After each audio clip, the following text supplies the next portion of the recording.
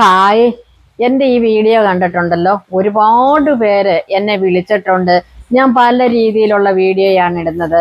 എൻ്റെ പ്രേതാനുഭവം, അല്ലെ മറ്റുള്ളവർക്കുണ്ടായിട്ടുള്ള പ്രേതാനുഭവം, പിന്നെ മദ്യപാനം നിർത്താനായിട്ടുള്ളത്, പിന്നെ കുടുംബപരമായ കാര്യങ്ങൾ, വിവാഹം നടക്കാത്തതിൻ്റെ പ്രശ്നങ്ങൾ, പിന്നെ നിസാര പ്രശ്നങ്ങൾക്ക് പിണങ്ങി പിരിഞ്ഞു പോകുന്നത്. ഞാൻ എല്ലാ വീഡിയോയും കൂടെ മിക്സ് ചെയ്തിരുന്ന ഒരാളാണെന്ന് നിങ്ങൾക്ക് എല്ലാവർക്കും അറിയാമല്ലോ. അതിൻ്റെ കൂട്ടത്തിൽ മെയിനായിട്ടൊരു കാര്യം ഞാൻ എടുത്തു പറയാം. എനിക്ക് ഇൻസ്റ്റ തുറക്കാൻ മേലാത്തത് ഫോണക്കും മെസ്സേജ് വന്നും കോള് വന്നും കുമിഞ്ഞു കിടക്കുവാണ്. ഞാൻ ഓരോരുത്തർ ഇന്നൊരു 9 പേരെയെങ്കിലും വിളിച്ചിട്ടുണ്ട്. കുറേ അധികം പേർക്ക് ഞാൻ മെസ്സേജും കൊടുത്തിട്ടുണ്ട്. അത് നിങ്ങൾക്ക് എല്ലാവർക്കും അറിയാം. അതിൻ്റെ അകത്ത് ഭൂരിപക്ഷം ഒരു 35-40 വയസ്സിന് മേളിലോട്ടുള്ള സ്ത്രീകൾ വിളിച്ചിട്ടുണ്ടെങ്കിൽ അവരുടെ കുടുംബ പ്രശ്നങ്ങളാണ് പറയുന്നത്.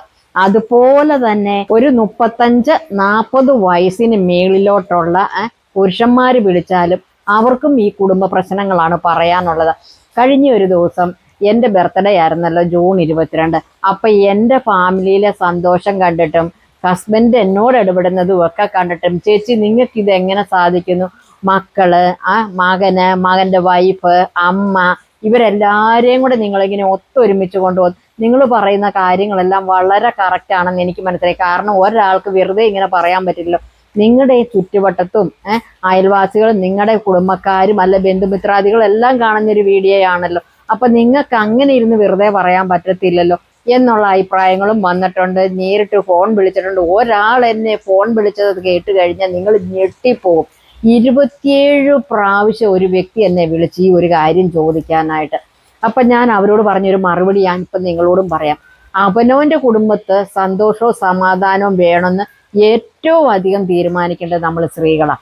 പുരുഷന്മാരെന്ന് പറഞ്ഞിട്ടുണ്ടെങ്കിൽ അത്രയ്ക്ക് അങ്ങ് പോരാ. കാരണം അവർ ജോലി ചെയ്യുക, കാശ് കൊണ്ടുവരിക, വീട്ടുകാര്യങ്ങൾ നടക്കുക, നമ്മുടെ ആവശ്യങ്ങൾ നടത്തി തരിക, ഇതൊക്കെയാണ് അവർ ചെയ്യുന്നത്. പക്ഷെ ഒരു കുടുംബം ഉണ്ടല്ലോ, നമ്മുടെ കയ്യിലായിരിക്കേണ്ടത് എന്നും പറഞ്ഞു. കുടുംബം നമ്മുടെ കയ്യിലായിരിക്കും എന്ന് പറഞ്ഞത് ഇങ്ങനെ അങ്ങോട്ട് പശുവിനെയൊക്കെ കൊണ്ടുപോയി മുറുക്കി കെട്ടുന്നുണ്ടെങ്കിൽ മുറുക്കി കെട്ടരുത്. അപ്പൊ മുറുക്കി കെട്ടരുതെന്ന് പറഞ്ഞുകൊണ്ട് ഇതേണ്ട അങ്ങോട്ട് പിടി അങ്ങോട്ട് വിട്ട് അങ്ങോട്ട് അഴിച്ചും വിടരുത്. ഇതിൻ്റെ ഇടയ്ക്ക് ഒരു പിടുത്തമുണ്ട്. ആ പിടുത്തത്തിൽ സ്നേഹമുണ്ട്, കരുണയുണ്ട്, ദേഷ്യമുണ്ട്, നമ്മുടെ പരിഭവമുണ്ട്, നമ്മുടെ പരാതികളുണ്ട്. ഇതെല്ലാമായിട്ട് ഇത് ഒരു മുറുക്കിയല്ല അയച്ചു വല്ലാത്ത രീതിയിൽ ഒരു പിടുത്തം നമ്മളൊന്ന് പിടിക്കും. അവിടെ നിൽക്കും എല്ലാ കാര്യങ്ങളും. പല വീടുകളിലും നടക്കുന്ന കാര്യം എന്ന് വെച്ച് കഴിഞ്ഞാൽ നിസാര പ്രശ്നത്തിനാണ് നമ്മൾ പിണങ്ങുന്നത്. നമ്മുടെ പ്രശ്നങ്ങളാണ്. ഭാര്യ ആയിക്കോട്ടെ ഭർത്താവ് ആയിക്കോട്ടെ പരസ്പരമുള്ള ഒരു പ്രശ്നമുണ്ടല്ലോ, അവനവൻ്റെ ബെഡ്റൂമിൽ കയറി കഴിഞ്ഞ് കഴിഞ്ഞിട്ട് ആ പ്രശ്നങ്ങൾ നമ്മുടെ മക്കൾ പോലും അറിയണ്ട, പരസ്പരം പറഞ്ഞ് അങ്ങോട്ടും ഇങ്ങോട്ടും തീർക്കുക. അല്ലാതെ നിസാരമായിട്ടുള്ള പ്രശ്നങ്ങൾ ഈഗോ കാരണം അങ്ങോട്ടും മിണ്ടുകയല്ല ഇങ്ങോട്ടും മിണ്ടുകയല്ല. ഭർത്താവ് 10 ദിവസം മിണ്ടാതിരുന്ന ഭാര്യ 1 മാസം അങ്ങ് മിണ്ടാതിരിക്കും. ഭാര്യ 1 മാസം മിണ്ടാതിരുന്നാൽ 6 മാസം ഭർത്താവ് മിണ്ടാതിരിക്കും. ഈ ക്യാപ്പിലുണ്ടല്ലോ നമ്മളെ പിരിച്ചു കളയാനായിട്ട് ഇഷ്ടം പോലെ ആൾക്കാരുണ്ട്. അതിൻ്റെ അകത്ത് മെയിനായിട്ട് നിൽക്കുന്നത് നമ്മുടെ ബന്ധുക്കളാണ്. അതൊരു കുഞ്ഞ് സൂചി കൊണ്ടെടുക്കാനുള്ള കാര്യങ്ങൾ അവർ കുത്തിത്തിരിച്ച് വലിയ മമ്മട്ടിയും കോടാലിയും കൊഴുവും കൊണ്ടും വരും.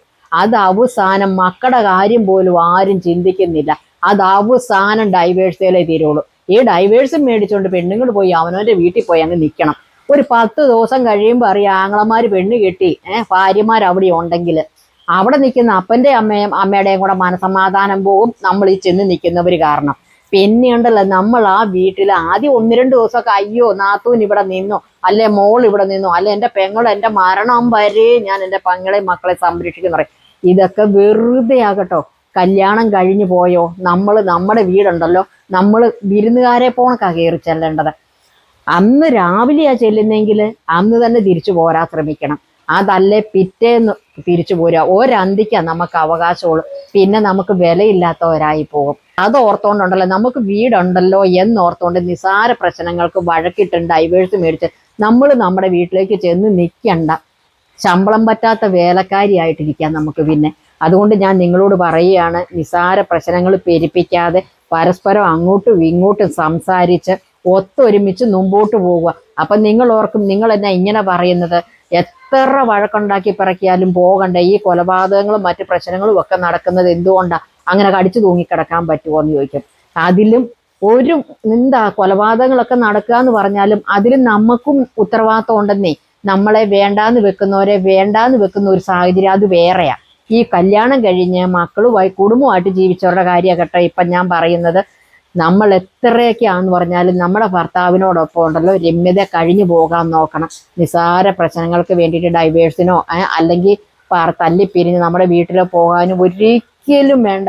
നമ്മൾ ചെന്ന് കിടക്കാൻ ചെല്ലുമ്പോൾ ചേട്ടാ അല്ലെങ്കിൽ അച്ചായ എന്നോട് ക്ഷമിച്ചേരെ, എൻ്റെ നോളുന്ന തെറ്റുണ്ടെങ്കിൽ ഒന്ന് ക്ഷമിച്ചേക്കണം കേട്ടോ, എനിക്ക് വേറെ ആരാ ഉള്ളത്, നിങ്ങളല്ലാതെ, നിങ്ങൾ എന്നെ ഉപേക്ഷിച്ചാൽ എനിക്ക് വേറെ ആരെങ്കിലും ഉണ്ടോ എന്ന് ചോദിച്ചാൽ ആ കാലയിൽ ഒന്ന് പിടിക്കുക. അന്ന് പിടിച്ചെന്നും പറഞ്ഞുകൊണ്ട് എന്നാ കുഴപ്പം, നമ്മുടെ ഭർത്താവല്ലേ. നമ്മൾ സാധാരണ എന്നാ ചെയ്യുന്നത്, രാവിലെ ഏറ്റ് കഴിയുമ്പോൾ നമ്മുടെ ഭർത്താവ് എന്ന് പറഞ്ഞാൽ നമുക്ക് ഒരു തമിഴ്ക്കാർക്ക് ഒരു പഴഞ്ചൊല്ലുണ്ട്, കണവനെ കൺകണ്ടത്. രാവിലെ ഏറ്റ് കഴിയുമ്പോൾ നമ്മൾ ആ കാലെ തൊട്ട് തൊഴുതേച്ചിട്ടാണോ പോരുന്നത്. ആ താലി ഇങ്ങനെ എടുത്തൊന്ന് ഞാൻ കാണിച്ചു തരാവേ. താലി എടുത്ത് ഇങ്ങനെ ഒന്ന് മുട്ടും. ആയുസ്സും ആരോഗ്യം എൻ്റെ ഭർത്താവിന് കൊടുക്കണേന്ന് പറഞ്ഞു നമുക്കൊന്ന് കാല് പിടിക്കേണ്ടടുത്ത് കാല് പിടിച്ചെന്നും പറഞ്ഞുകൊണ്ട് ഒരു കുഴപ്പമില്ല. നമ്മുടെ സന്തോഷവും സമാധാനവും സുരക്ഷിതവുമായിട്ടുള്ള ജീവിതത്തിന് വേണ്ടിയിട്ട് നമ്മുടെ ജീവിതം കണ്ടാൽ നമ്മുടെ മക്കൾ പഠിക്കുന്നത്. അപ്പം മക്കൾ നമ്മുടെ രീതിയിൽ വരരുത്. ഈ തല്ലിപ്പടയും വഴക്കും അങ്ങോട്ടും ഇങ്ങോട്ടും പരസ്പരമുള്ള ചെളിവാരിയെറിച്ചിലും ഒന്നും കണ്ട് നമ്മുടെ മക്കൾ വളരരുത്. നമ്മുടെ നല്ല രീതികൾ കണ്ട് മാത്രം നമ്മുടെ മക്കൾ വളരണം. അവർക്കും അപ്പം നല്ലൊരു ജീവിതവും നല്ലൊരു ഭാവിയും ഉണ്ടാകും കേട്ടോ. ഇത് എനിക്ക് വന്നൊരു മെസ്സേജിൻ്റെ ആണ്. ചേച്ചി ഇപ്പോഴാണ് പുള്ളിക്കാരിക്ക് തെറ്റ് മനസ്സിലാകുന്നത്. ചേച്ചി, എൻ്റെ ഭർത്താവ് എന്നെ എങ്ങനെയെങ്കിലും വിളിക്കണം, എന്നെ കൂട്ടിക്കൊണ്ട് പോകണം, എനിക്ക് എൻ്റെ തെറ്റ് മനസ്സിലായി, ഞാൻ ഒരുപാട് തവണ വിളിക്കാൻ ശ്രമിച്ചു, എൻ്റെ ഫ്രണ്ട്സിനെ കൊണ്ട് വിളിപ്പിക്കാൻ ശ്രമിച്ചു, പുള്ളി ഫോൺ എടുക്കുന്നില്ല എന്നാണ് പുള്ളിക്കാരി പറഞ്ഞിട്ട് എനിക്ക് ഒരുപാട് വിഷമം തോന്നി കേട്ടോ. അതുകൊണ്ടാണ് ഞാൻ പറഞ്ഞത് നിസ്സാര കാര്യങ്ങൾക്ക് ഈവോടെ പുറത്ത് നിങ്ങൾ കൊണ്ടുപോകരുത്. അപ്പം നിങ്ങൾ നല്ല രീതിയിൽ ജീവിക്കാൻ വേണ്ടിയിട്ടാണ് പറയുന്നത്. അതിൻ്റെ അകത്ത് ആരും പിണക്കോ പരിപ്പോ ഒന്നും വിചാരിക്കരുത് കേട്ടോ. അപ്പം നിങ്ങളുടെ അഭിപ്രായം എന്തായാലും കമൻറ്റ് ബോക്സിൽ വന്ന് കമൻറ്റ് ചെയ്യാൻ മറക്കല്ല് കേട്ടോ. അപ്പം മറ്റൊരു വീഡിയോ മറ്റൊരു ദിവസം വീണ്ടും കാണാം. Tata bye bye. ഓക്കേ.